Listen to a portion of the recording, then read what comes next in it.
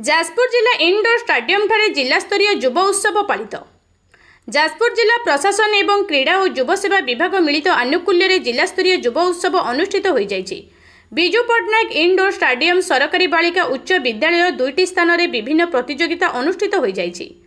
लोकनृत्य, लोकगीत, औपचारिक वक्तृता, चित्रांकन, गल्प लिखन, कविता लिखन इत्यादि विभाग गुड़िक प्रतियोगिता संपन्न हो जाइछि। एही युव उत्सव में जिलार 15 रु 29 वर्षीय युवक युवती माने अंशग्रहण करथिले।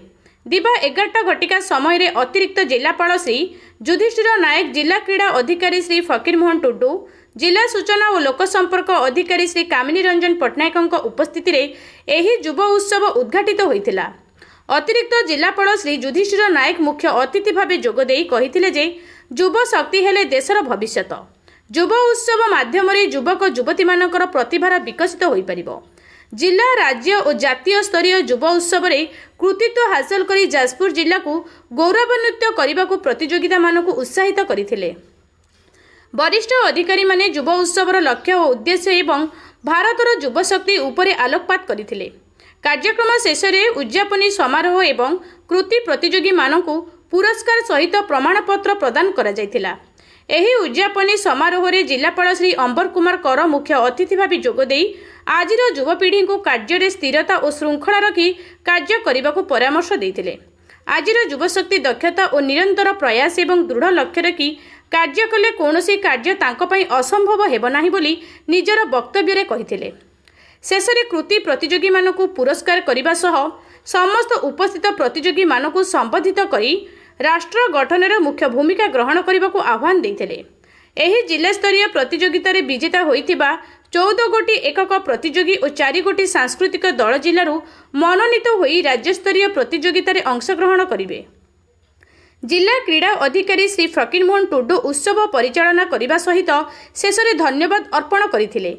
एही कार्यक्रम रे जिलापालक कार्यालय अधिकारी और कर्मचारी, विचारक मंडली, शिक्षक शिक्षयित्री माने सहायता करथिले।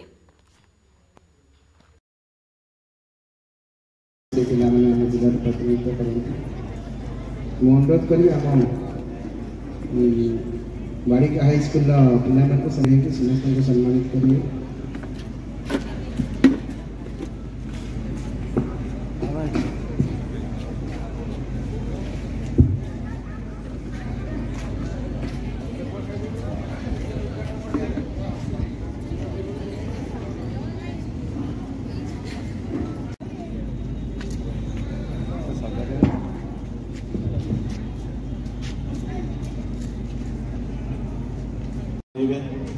अभिभावक, गणमाध्यम प्रतिनिधि समस्त को आज युव उत्सव को मु अभिनंदन जनाऊँगी। विकसित भारत 2047 निमंते नेतृत्व सृष्टि करने माननीय यशस्वी प्रधानमंत्री लक्ष्य।